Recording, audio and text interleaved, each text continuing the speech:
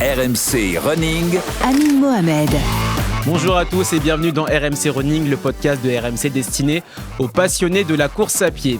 Une fois n'est pas coutume, notre ami Benoît Boutron a pris des vacances, mais l'opération Valencia, elle, ne s'arrête pas. Et pour ça, je suis avec son acolyte de toujours, son binôme, le mec qui coach aussi bien les jambes que la tête, le membre de l'équipe de France, le seul et l'unique, Johan Durand. Comment tu vas, Johan ? Salut à tous, ça va? Impeccable. Ouais. Ça va et toi? Je me permets une petite délicatesse, le mec.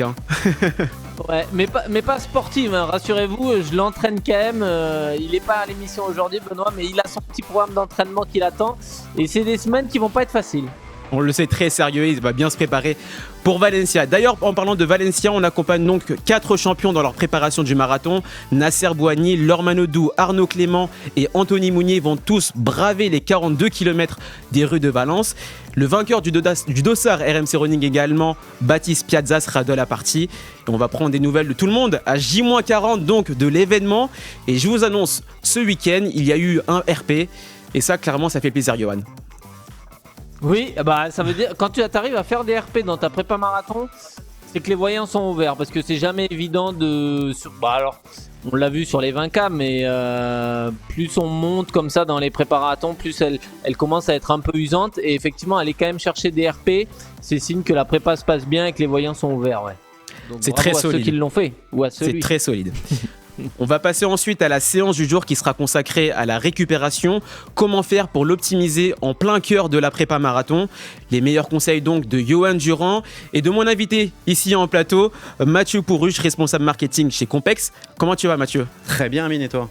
Très bien, très bien. Et Mathieu, c'est l'homme qui va vous permettre d'avoir les jambes bien fraîches le jour J du marathon. Il va donc nous donner tous ses conseils ici dans cet épisode. Eh oui, qui dit RP dit fatigue, dit récupération. Donc je vais essayer de donner quelques petits conseils avec les outils qu'on a à proposer pour nos champions. Eh bien, parfait, Mathieu. Allez, enfilez vos baskets, attachez vos lacets. C'est l'heure du 5e épisode de l'OP Valencia. Bon, on va retrouver aussi nos champions qui nous attendent là, patiemment, sagement.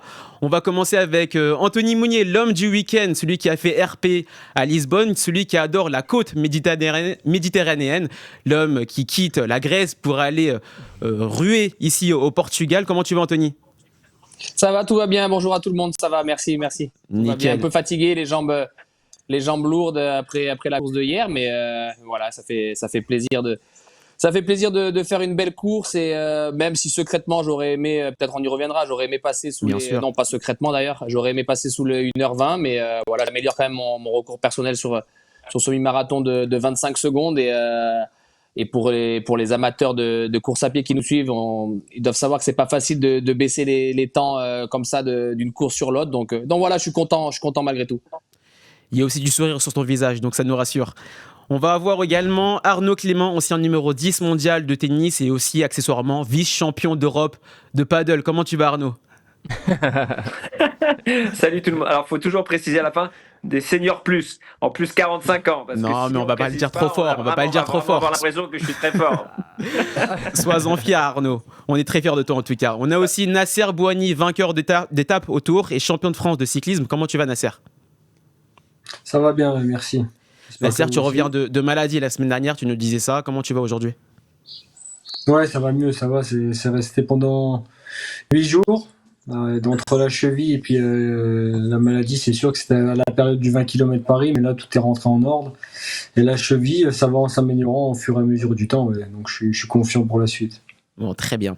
Et on a aussi avec nous le vainqueur donc, du dossard RMC Running, Baptiste Piazza, qui est avec nous. Comment tu vas, Baptiste ? Salut à tous. Bah ouais, tout va bien. Bonne semaine la semaine dernière avec un bon programme d'entraînement que j'ai essayé de suivre à la lettre. Donc non, tous les voyants pour l'instant sont au vert. D'ailleurs, Baptiste qui a fait donc ses premières séances marathon spécifiques puisqu'il faisait accessoirement donc que des footings ou presque dans sa préparation.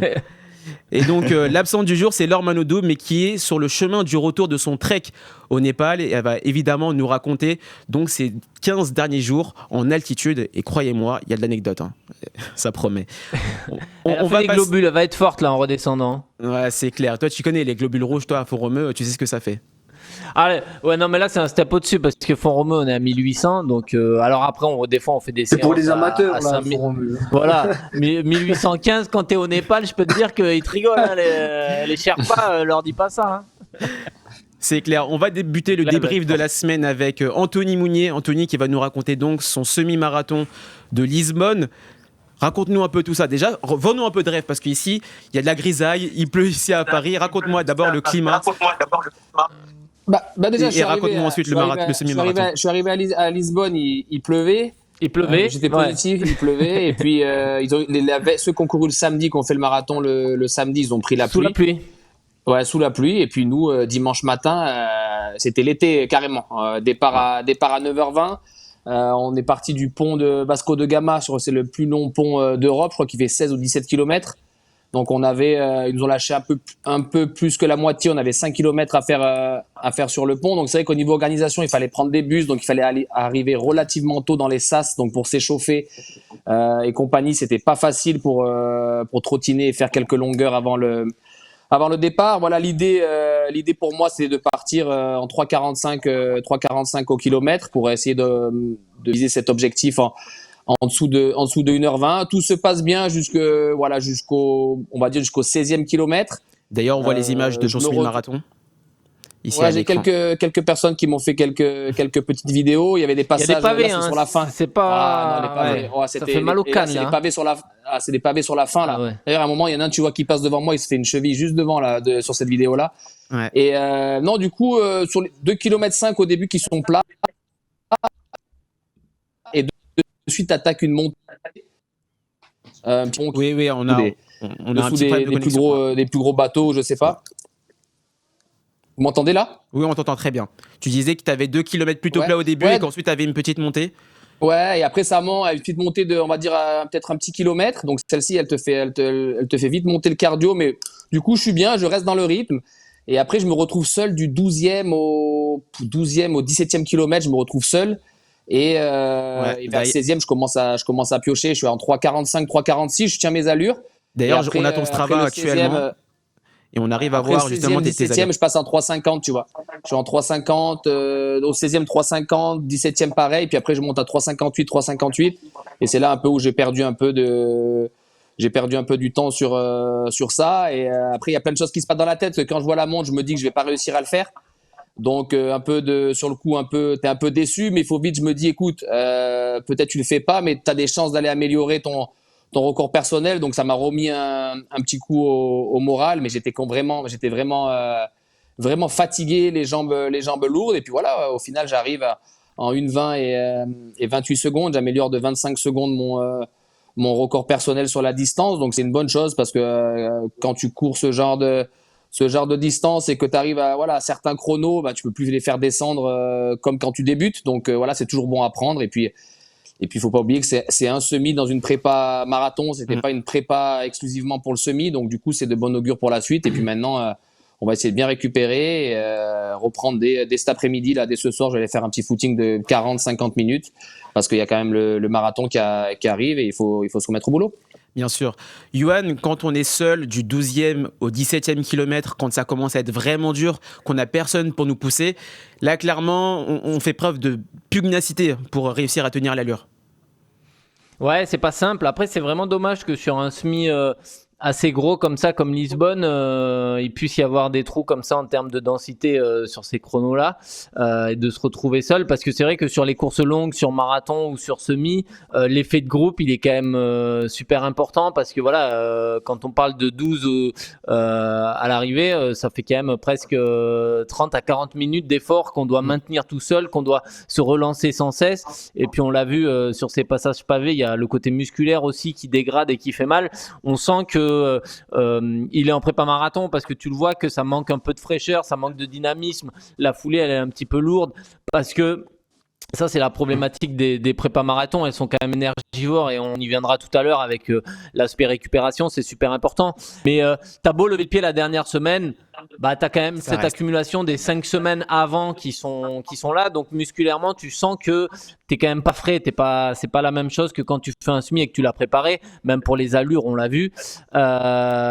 Et après effectivement être solo c'est délicat, donc faut mettre le cerveau sur un peu sur off et faut sans cesse se relancer, être capable de le faire. Et ça, peut-être que la fraîcheur mentale aussi, on parle de la fraîcheur physique, mais la fraîcheur mentale, au bout d'un moment, quand on est en milieu de prépa marathon, on l'a plus aussi parce que dimanche dernier, on s'est tapé 28 kills Bien solo sûr. où il a fallu se sortir une spé marathon. Donc effectivement, il y a plein de petits paramètres qui viennent parasiter le truc, mais il n'y a pas de dégradation. Il passe de 3,45 à 3,50. Donc effectivement, Oui. mis bout à bout, 5 secondes au kilo pendant 10 bornes, ça te fait 50 secondes à l'arrivée. Et il a 28 secondes de passer sous son objectif. Donc il n'y a rien d'alarmant, ça reste correct. Et Et voilà, puis surtout, donc, c'est très positif en attendant Valence, puisque c'est- donc il est à 1h20. 1h20, c'est 2h50. Sur un objectif à pour moi. 2h50, Quand tu fais on est 1h20 carrément au dans les- semi, tu fais 2h50 au marathon, hein, c'est mathématique. Enfin, c'est ce que ça vaut en tout cas. Bien sûr. Est-ce que Je tu sais en as pas, parce que profité, Anthony, j'ai pour... déjoué les pronostics de Nasser, le voyant du groupe, qui m'avait prédit 3,44 et j'ai pas su répondre présent. Donc là, si vous me dites 2h50 et que je me foire encore à Valence, je vais arrêter la course à pied, je vous le dis. Hein. Non, mais le Après, calcul je pense mathématique que, est bon. il y a la fraîcheur qui rentre en ligne de compte aussi. Je pense que Ouais. tu vaux au moins d'1h20, mais avec de la fraîcheur, avec une prépa, c'est pas pareil. En prépa marathon, il y a la fatigue qui rentre. Voilà, Ah, c'est ça. Et on Anthony, a est-ce que tu beaucoup en de as mois de profité peps pour... dans un semi. Bien sûr. Anthony, est-ce que tu en as profité justement pour mettre à jour la stratégie de ravitaillement pour le marathon grâce à ce semi-marathon-là?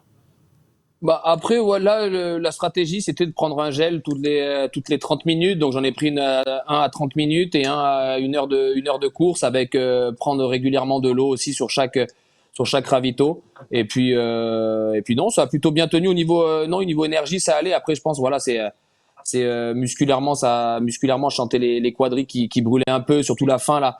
La fin, quand tu passes au 17e, il y a une longue ligne droite et tu croises ceux qui ont déjà fait le demi-tour. Donc moi, j'étais avec mon temps, j'étais carrément peut-être dans les 50 premiers. Donc moi, quand j'arrivais, je croisais les élites qui eux étaient en train de passer de l'autre côté déjà sur le retour. Donc la foulée était impressionnante. Et moi, j'ai essayé de m'accrocher au mec de devant. Et tu vois, sur les 2 derniers kilomètres, j'en ai un. À un moment, il me redouble, je m'accroche, je le dépasse, il revient, il me reprend. Donc, on essaie de se tirer comme ça. Mais c'est pas facile. Puis le passage pavé, c'est vrai que ça m'a flingué les jambes. Ouais, et puis ça dégrade musculairement. Mathieu, justement, quand on sort d'un semi-marathon comme ça, où on a beaucoup de dégradation musculaire, comment on fait pour bien récupérer à H+24, H+48? La récupération, c'est forcément très important, surtout dans une prépa où l'échéance finale n'est pas le semi, mais vraiment un mois après, enfin 40 jours, là, il me semble, sur Valence. Donc forcément, il faut prendre la récupération, peut-être même avant le semi-marathon, déjà anticipé. Donc la récupération, c'est un sujet, c'est un vaste débat. Il n'y a rien de fixé, c'est propre à chacun. Les études montrent qu'il y a... Ça change. Mais effectivement, le plus important, ça va être dans les 4 heures après vraiment la grosse sollicitation musculaire, où là, l'hydratation, l'élévation, une bonne alimentation vont être vraiment des choses qui sont primordial. Nous, à notre petit niveau, avec l'électrostimulation, avec la marque Compex, on va proposer différents outils, mais effectivement, il faut vraiment s'occuper de la récupération tout de suite après. Donc, c'est dans les 4 heures, c'est le soir, si le semi, c'est le matin, vraiment, c'est l'après-midi. La compression, c'est vraiment beaucoup boire. Il y a beaucoup de boissons maintenant avec ta énergie. Il y a beaucoup de choses qui peuvent permettre de favoriser la récupération. Mais ouais, c'est quelque chose qui est primordial, d'autant plus que comme on le dit là, le semi n'est pas l'échéance. Donc, il faut repartir au charbon dès cette semaine. Donc ça fait partie de la récupération, fait partie de la préparation physique. Ouais. On en parlera un petit peu, mais il y a effectivement beaucoup de choses à mettre en place. Effectivement, on va parler justement de tous ces aspects de la récupération plus tard dans cet épisode avec la séance du jour qui est consacrée à la récupération. En tout cas, pour Anthony, on est très fiers de toi. 1h20 sur ce mi-marathon, c'est un nouveau RP. Et puis à Valence, on t'assure, il n'y aura pas de trou. Tu auras des gens pour te suivre pendant tout le... comme ça. C'est ça. Il n'y aura pas de trou, pas de pavé, de la densité. Et tu pourras atteindre tes 2h50 ou moins. Espérer. On va passer donc à notre deuxième champion, Arnaud Clément, ancien numéro 10 mondial de tennis. Arnaud qui est coaché par My Running Club avec son coach Alexandre. Alexandre qui lui a donné du fil à retordre cette semaine avec une bonne séance. Il a pas rigolé. C'est ça. Poser la 3 raquette, fois 20 remis les minutes. baskets. Raconte-nous un peu cette semaine, Arnaud, avec justement cette grosse séance de la semaine.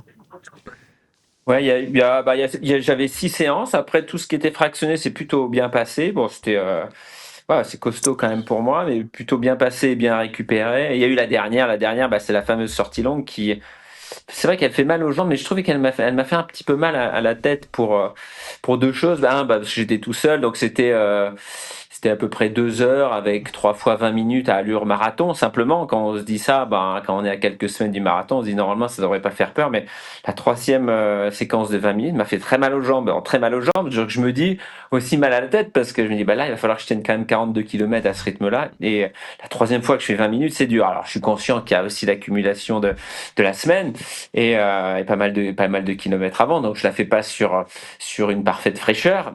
Mais quand même, c'est toujours un questionnement. Moi, j'ai pas l'habitude. J'en ai fait un donc l'année dernière. Vraiment, j'étais à Valence déjà.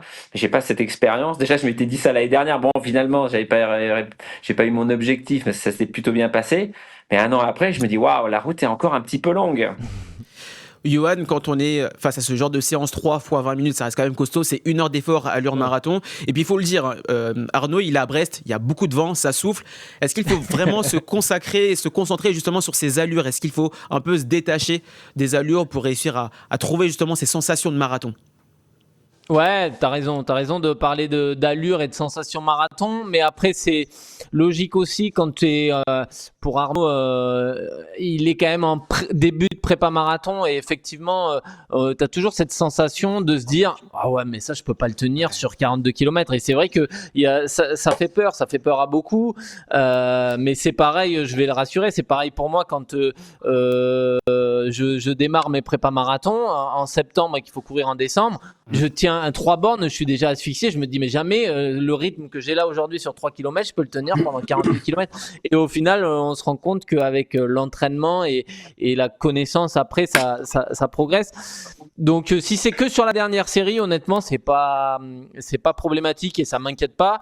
Si jamais dans le discours, il te dit dès la première série, j'ai senti que le tempo était trop rapide et que ça soit sur la deuxième et la troisième, c'était pareil. Là, effectivement, il y a peut-être des voyants à se dire peut-être que là, on est en sur-régime et qu'il faut peut-être partir viser un objectif peut-être un peu en dessous. Là, c'est pas le cas, c'est la dernière série. Arnaud démarre sa prépa, même s'il a un passif, il démarre vraiment travailler ses allures aujourd'hui. Et donc, effectivement, c'est peut-être ça qui peut être inquiétant. Mais du coup, essayer d'en faire quand même un map. Donc pas de panique, Arnaud. C'est tout ce que veut dire Johan Durand en coaching. Pas de panique.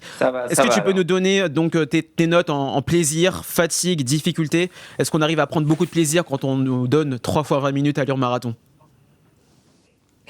Je vais mettre plaisir, j'étais vraiment pas mal, hein. Malgré la météo, le vent, la pluie, j'étais à 7-8, quoi, un 7,5. Ouais. Mais il y a eu la dernière, elle fait baisser quand même la moyenne de la semaine. Allez, on va la mettre à 6 alors.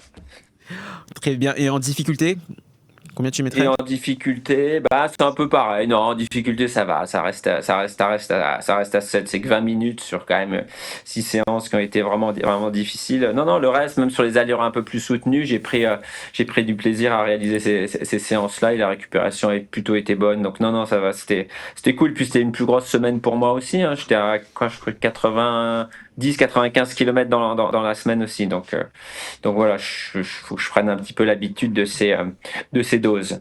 Très bien. En tout cas, pas d'inquiétude pour coach Johan Durand.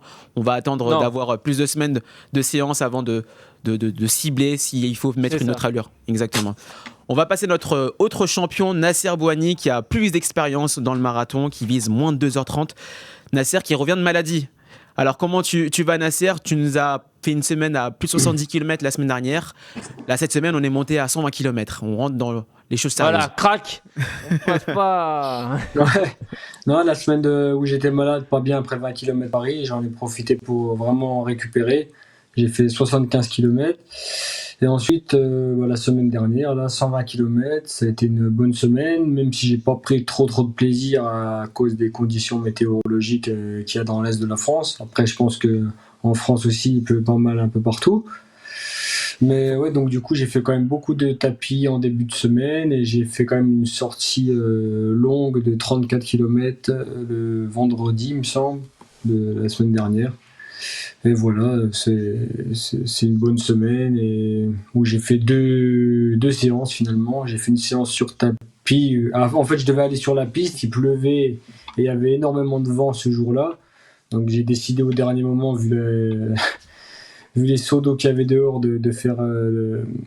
En fait, j'avais une séance, je faisais 1 km, 2 km, 1 km, 2 km, 1 km, bref, avec des récup en 4-20. Et j'ai fait ça sur tapis. Et en fait, après la sortie longue le vendredi, ouais. Ça m'a fait une bonne semaine avec une grosse de 34 km. Bon, tu l'entends, Anthony, on a besoin de ton soleil. Grec ou portugais, il faut que tu nous ramènes ce soleil. Moi, j'ai surtout entendu la récup en 4-20, quoi. 4-20, ouais. Ouais. Non, mais c'est vrai que ça que fait les peur. conditions météo, moi c'est vrai que j'ai de la pluie de temps en temps là cette semaine, j'en ai eu, mais je suis parti tôt courir le matin, donc je suis passé entre les gouttes. Mais c'est vrai qu'on a des conditions comme ça, météo, vent, pluie, etc. Franchement, chapeau à vous les mecs, parce que c'est pas facile. Moi, j'ai pas le mérite ne me revient pas parce que j'ai des bonnes conditions, mais à vous, c'est costaud. Ouais. C'est clair. Alors Nasser, tu nous débutes la semaine avec une grosse séance, un semi-marathon sur tapis, avec des accélérations, un lundi banal quoi. Ouais, j'ai fait la même chose la semaine dernière. C'est une séance que j'apprécie finalement. J'ai fait un semi-marathon ce matin sur tapis parce qu'il pleuvait énormément. Et là, il commence à avoir un peu de soleil, donc je pense que je vais sortir faire un petit footing léger en fin de journée. Et ce matin, j'ai fait une séance avec des sprints pour me débloquer pour la séance de demain. J'aimerais bien aller sur la piste. Normalement, ils annoncent pas de pluie, mais beaucoup de vent. Donc, il faudra s'adapter au niveau des allures. Je vais le faire aussi au ressenti. J'aimerais bien faire entre 8 et 10 fois 1000 mètres demain. Okay. Et ce matin, j'ai fait 15 fois 100 mètres. J'ai fait à peu près le même style de séance que la semaine dernière, avec en montant crescendo jusqu'à 25 km/h sur 100 mètres. Et je me mettais en 4,30 entre les sprints. Johan, justement, quand on fait les mêmes types de séances d'une semaine à l'autre, ça nous permet aussi de voir comment le corps réagit et voir comment on se sent, surtout après une maladie. Ouais, c'est ça. Et puis après, comme il l'a dit, si les conditions météo étaient meilleures, il les ferait en extérieur. Mais c'est vrai que sur certaines séances, des fois, quand tu le sens pas et que tu veux un peu te rassurer sur les allures, rester au chaud, ça peut faire le taf. Et après, là, c'est juste des petits déblocages de veille de séance que généralement, moi, je fais plus des 30-30, des choses comme ça. Mais ça, c'est propre à chacun. Nasser aime bien mettre 100 mètres dans un kilomètre. Voilà. Après, ça, c'est propre à chaque athlète, il faut se connaître. J'ai des potes qui font des 40-20, d'autres des 30-30. Voilà, c'est des petites lignes droites, c'est des petites choses qui nous permettent de remettre un peu de rythme, surtout quand on est dans une prépa marathon où on fait pas beaucoup d'endurance fondamentale, où les sorties longues des fois peuvent être un petit peu justement longues, c'est le terme. Donc remettre un peu de vitesse est intéressant. Et puis Nasser a l'habitude, et si ça fonctionne, et si la semaine dernière ça a bien marché, il a raison de continuer à le faire cette semaine. Ouais. Bien sûr. Nasser, pour finir, des petites notes sur plaisir, fatigue, difficulté dans ta semaine? Plaisir, vu les conditions météo, comme je l'ai dit, on prend pas trop plaisir d'aller dehors. Je me suis forcé à aller courir dehors sous la pluie 2 ou 3 fois. D'ailleurs, ma sortie longue, j'ai fait la sortie longue en sous-corps long et tout. C'était pas agréable avec le flasque sur moi, etc. Donc c'était pas le top. Mais plaisir, je dirais 6 sur 10. Il y a eu des semaines. Nickel. Et dans toute cette équipe de champions, on a notre vainqueur du dossard RMC Running, Baptiste, qui est avec nous. Baptiste qui a eu une semaine particulière puisqu'il a fait ses premières semaines de séances spécifiques avec le coach Alexandre de My Running Club. Baptiste, raconte-nous un peu ces séances qui n'étaient pas de tout repos, dis-le nous. Ouais, non, mais en fait, j'ai commencé par un fractionné avec des allures aux alentours de 4,15, 4,20. Qui étaient des allures que j'ai l'habitude de faire, mais pas forcément sur du fractionné. Et c'est vrai que la vraie difficulté, c'était de tenir les allures, d'essayer de respecter ce qu'Alex m'avait demandé de faire. Et c'est vrai que les jambes étaient plutôt bonnes et j'avais un peu envie d'en faire un peu plus. Et c'est toute la difficulté des fois d'un petit peu de se restreindre et de laisser un petit peu le plaisir de côté. Et voilà, c'est vrai que j'ai quand même l'habitude de faire plutôt des sorties plaisir. Bah, c'est vrai que c'était un petit peu dur de se restreindre sur cette partie-là. Sinon, voilà, 4 sorties la semaine dernière, et puis la sortie longue hier. Et je sais pas pour vous, mais moi j'ai eu un beau temps sur Paris. J'ai pas eu de pluie, c'était plutôt bien, c'était agréable. Donc non, pas mal de plaisir aussi. T'es sorti aux bonnes horaires. C'est ça la leçon. Ouais, je pense. Voilà. Et Exactement. ce que tu nous disais, c'était que tu n'arrivais pas à te contenir sur l'allure marathon et que tu allais un peu trop vite à l'entraînement. Johan, ça fait aussi partie de ces profils-là quand on commence les préparations. C'est un peu dur de trouver son allure. Quand on dit 4,15, c'est pas 4,0 et c'est pas 4,30. Ouais, exactement. Son allure marathon, il faut essayer de la respecter. Alors là, c'était une séance de 3 fois 15 minutes, il me semble, si je dis pas de bêtises.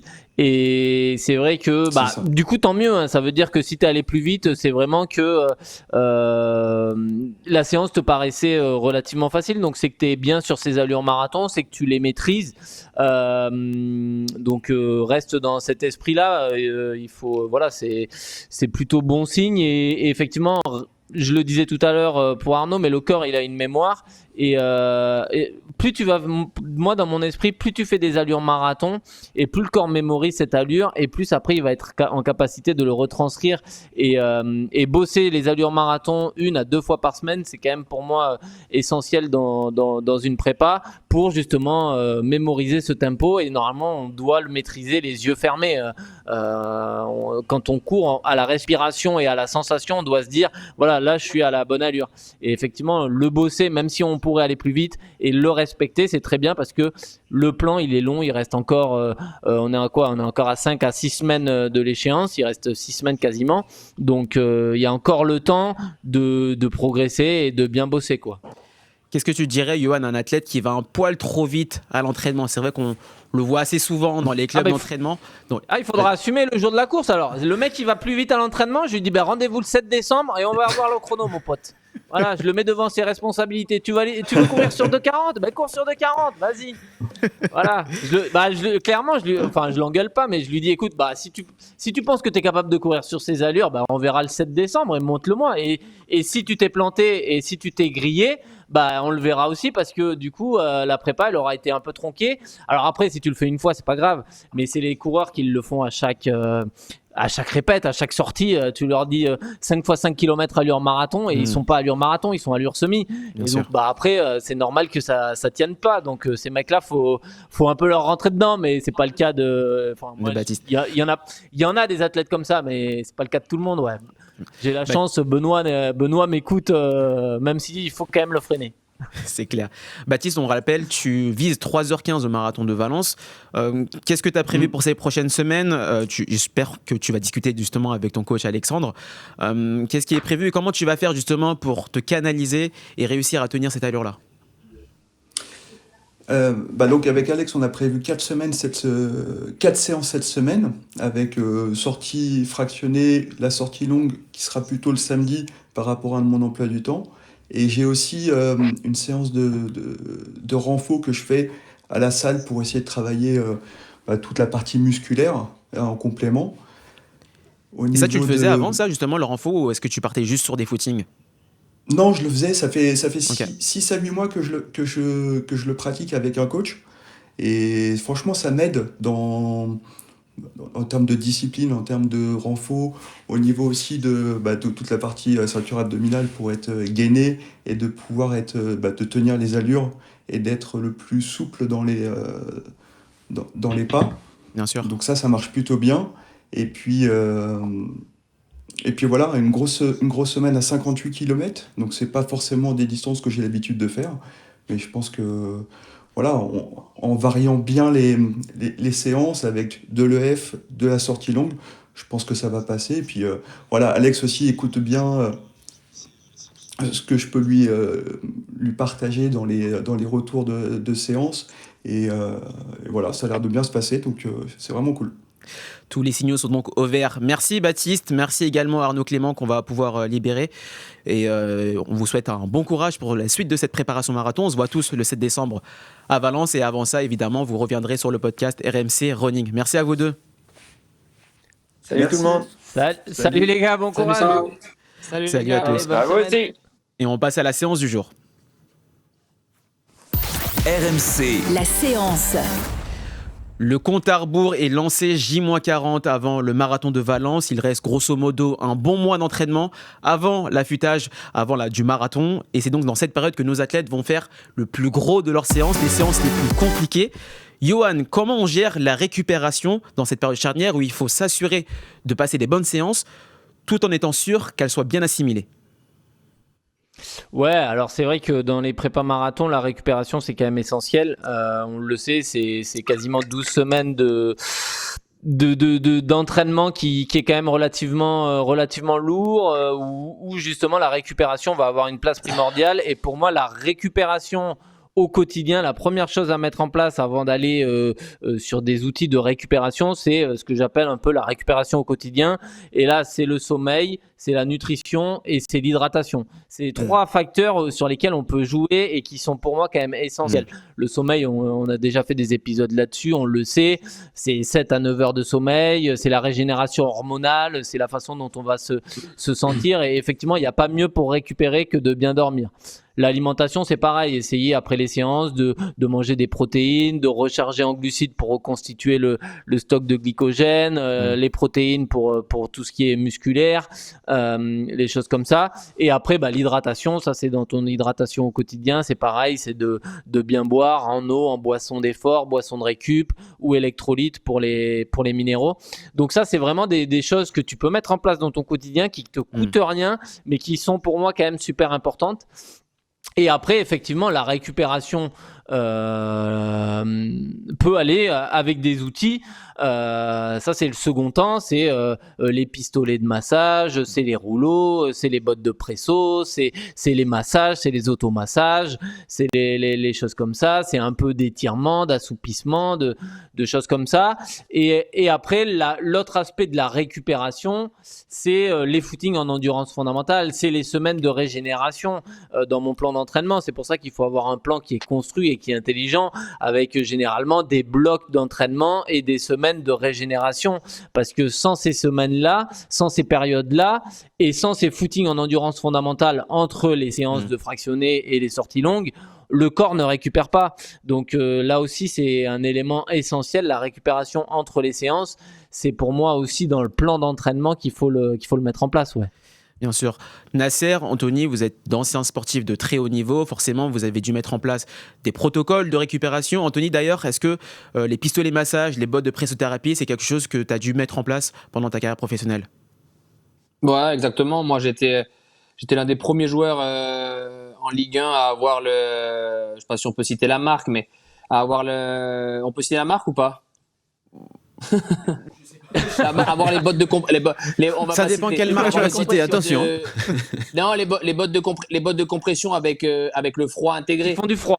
Qui font du froid, voilà. C'est les meilleurs. Les bottes de compression qui font du froid. Pour les footballeurs, j'étais l'un des premiers joueurs à avoir ça avant même les staffs médicaux des clubs de Ligue 1. Donc j'ai toujours pris énormément soin de moi. Et comme le disait Johan, avant toutes ces choses-là, il y a l'entraînement invisible qu'on appelle, c'est-à-dire le sommeil, l'alimentation, l'hydratation. Comme il disait, c'est facile à faire, c'est gratuit. Et je pense que là, tu peux gagner énormément de temps sur ça parce que c'est comme moi, voilà, dans le foot, si t'es blessé, tu joues pas, il y a quelqu'un d'autre qui va jouer. Et le but, même si des fois il y a des joueurs à ton poste qui sont peut-être un peu meilleurs, mais si toi t'as une régularité et que t'es pas blessé, à la fin de l'année, les minutes tu vas les prendre et les matchs tu vas les faire. Donc dans la course à pied, c'est un peu pareil parce que tu es obligé d'enchaîner les kilomètres quand tu as des préparations marathon. Et si t'es pas frais, au bout d'un moment, le corps il va coincer. Et si tu te blesses et que tu rates une petite semaine, tu risques elle va te manquer du coup et tu risques de le payer le jour J. Bien sûr, il y a donc les piliers de la récupération et donc des outils qui vont nous permettre justement d'avoir des bénéfices supplémentaires. On parle parfois de gains marginaux. Mathieu, donc tu es responsable marketing chez Compex qui a équipé du coup nos athlètes en bottes de pressothérapie. La botte justement, à quel point ça va permettre l'athlète justement d'améliorer sa récupération? Comme le disait Johan, effectivement, il faut partir du postulat de départ que la récupération, on part déjà sur bonne alimentation, bonne hydratation, sommeil. Ça, c'est la base. une fois qu'on a ça, derrière, sur les gains marginaux, là, ils seront quand même un peu plus importants que des gains marginaux. On va essayer d'amener avec le froid, la compression, on l'a vu, l'hydratation, on a cité quelques outils, il y en a énormément. En fonction de son objectif, du moment où on est dans sa préparation et de son niveau, de l'importance qu'on veut y accorder, on va pouvoir mettre en place des protocoles de récupération qui vont pouvoir amener vraiment une récupération efficace. Donc la pressothérapie est une technologie donc, qui est arrivée, comme le disait Anthony, il a pu tester avec la cryothérapie en plus. Ça arrivait du médical, comme beaucoup d'appareils de récupération, que ce soit l'électrostimulation, les pistolets de massage, ça vient du médical. Les technologies sont adaptées pour les sportifs professionnels et elles deviennent, par la force des choses, beaucoup plus accessibles pour monsieur et madame tout le monde. Donc aujourd'hui, quand on se lance dans un 10 km, un 5 km ou un marathon, on peut avoir accès à ces technologies-là qui sont très faciles à utiliser. Alors en l'occurrence, la pressothérapie, ça se matérialise par une paire de bottes qu'on enfile.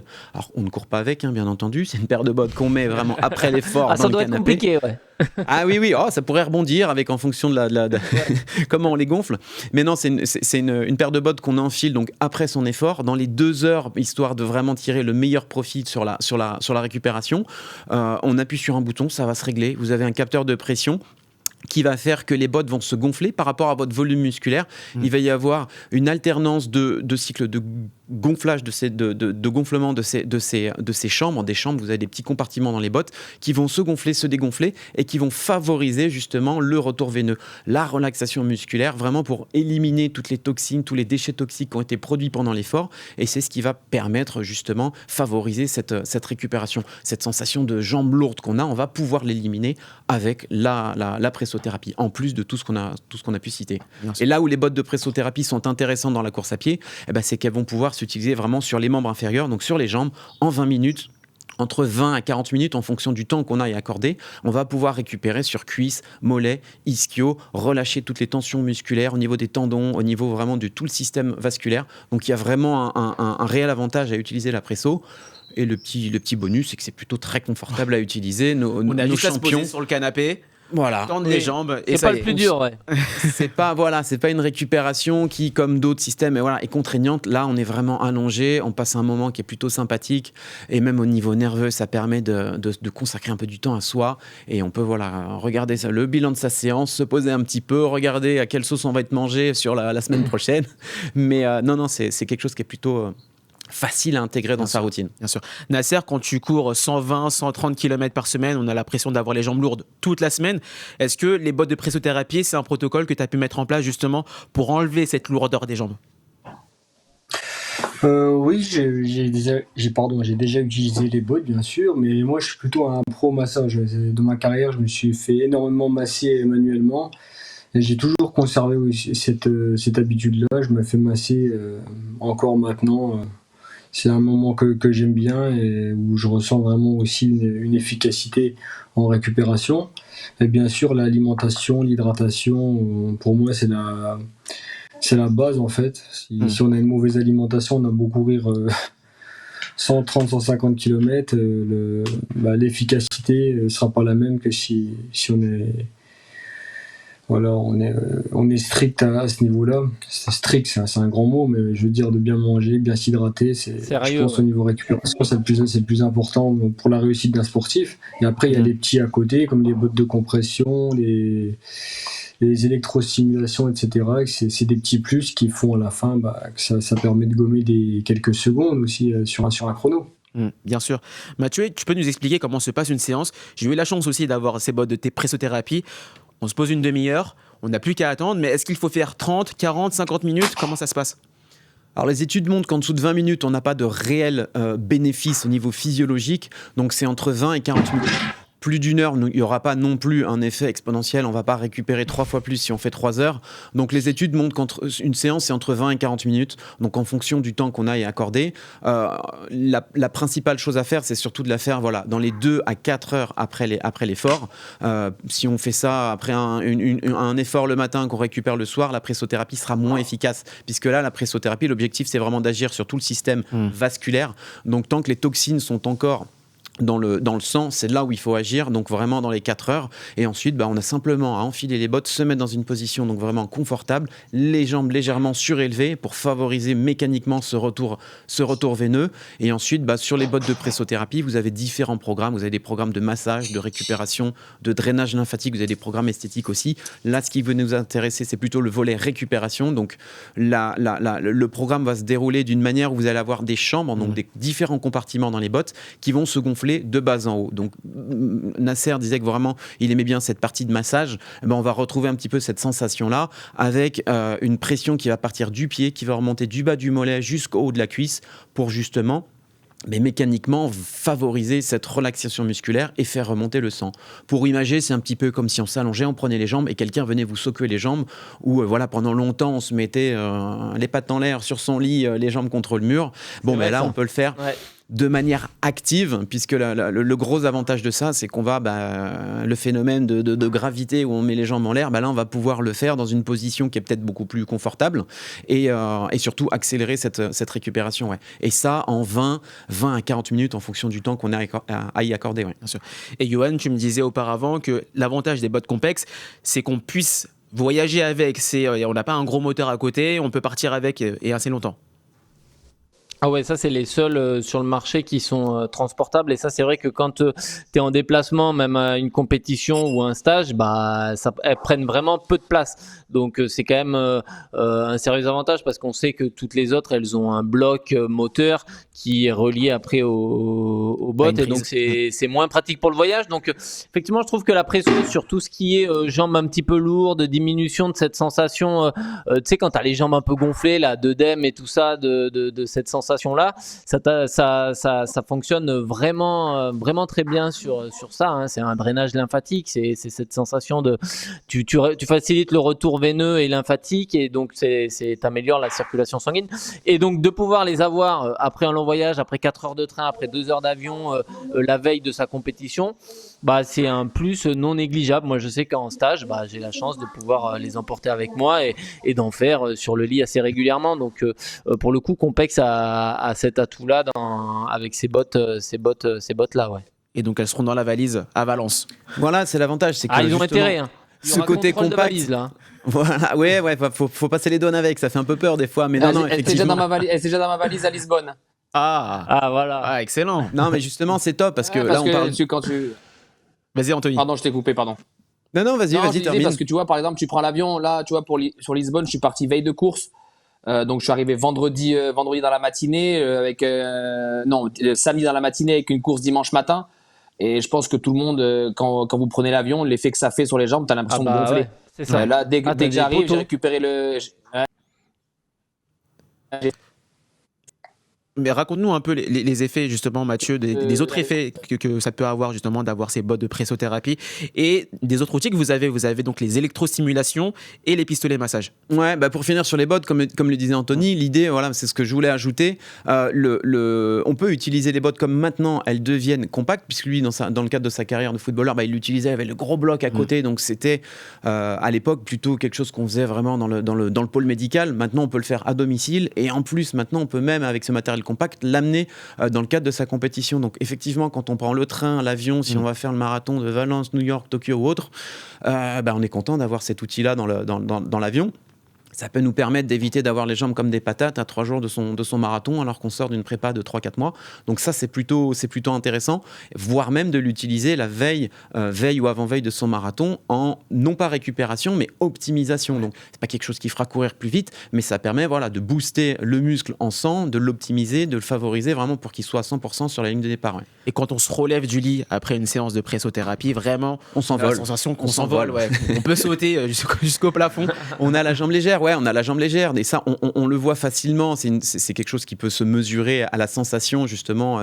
Nous on essaie d'être présents à l'arrivée de différentes courses pour faire tester vraiment ces outils-là dans le cadre du réel. Donc on a effectivement pas que la pressothérapie, on a aussi l'électrothérapie avec l'électrostimulation.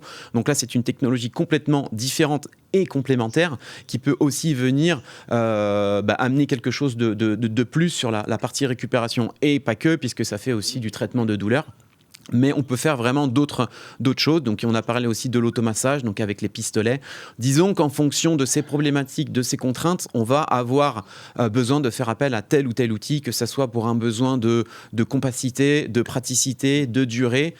Ça sera forcément plus facile de faire une session de pressothérapie à domicile que dans l'avion ou voilà, quand on est en déplacement. Mais voilà, on a des petits outils qui peuvent s'utiliser et répondre à chaque fois à sa problématique. Anthony, tu as été coupé, tu parlais de ton anecdote au Portugal, vas-y, tu peux y aller. Non, écoute, moi dès que j'arrive à l'hôtel de l'avion, la première chose que je fais, je récupère la chambre et je fais mes 20, 25, 30 minutes de botte parce que tu sais que si tu restes gonflé comme ça, les jambes bien gonflées, que tu as la course le lendemain, en termes de récup, déjà tu gagnes un peu de temps, donc c'est quelque chose que j'ai mis dans ma routine. Et pareil, après mes grosses séances, je me fais 20-25 minutes de botte de compression. Et je suis un adepte aussi du froid aussi, donc j'essaye d'aller aussi dans les bains froids ou même les douches froides. C'est vrai que moi je prends plus de douche chaude depuis des années, c'est que de la douche froide. Donc voilà, c'est des petits trucs aussi que j'ai mis en place au fil de ma carrière. La douche froide, Mathieu? On valide. Ouais, il habite pas. Ça fait moins plaisir. Mais on valide. Non, après chacun doit trouver son protocole qui lui est propre, qui lui est adapté. Effectivement, le froid, on sait que c'est efficace. Faut avoir le courage. Je vais pas vous cacher, c'est pas encore pour moi le froid. Ouais, vraiment. Moi, je suis le genre de mec à passer au sauna et à me mettre une douche bien chaude juste après, alors que c'est pas du tout utile. Ah ouais. Mais le froid dans le dos, j'ai du mal. J'ai beaucoup de mal. Mais ouais. C'est effectivement quelque chose qu'on peut faire si on a la possibilité de faire du bain froid. Mais l'avantage avec la presso, c'est que c'est quelque chose qui est plutôt confortable, qu'on peut faire un petit peu partout. Et la cryo le soir après sa séance, c'est compliqué. Merci à Compex donc d'équiper justement nos athlètes de ces bottes de pressothérapie. Merci à Coros aussi et à Zix d'équiper nos athlètes. C'est la fin de ce podcast. Merci à nos invités, à nos champions. Merci à tous les auditeurs de votre soutien. Vous êtes toujours plus nombreux à nous écouter sur les plateformes digitales, à nous regarder sur YouTube. Toujours plus nombreux également à nous suivre sur notre club running de Strava. N'hésitez pas à mettre des likes, des pouces, des coups d'eau. Ça nous fait plaisir et surtout, ça nous permet de grandir, de faire évoluer la chaîne et d'organiser justement ce genre d'opération avec Compex ou autre. Et pour finir, toujours le même conseil, quand vous courez, souriez, ça aide à respirer. Allez, ciao.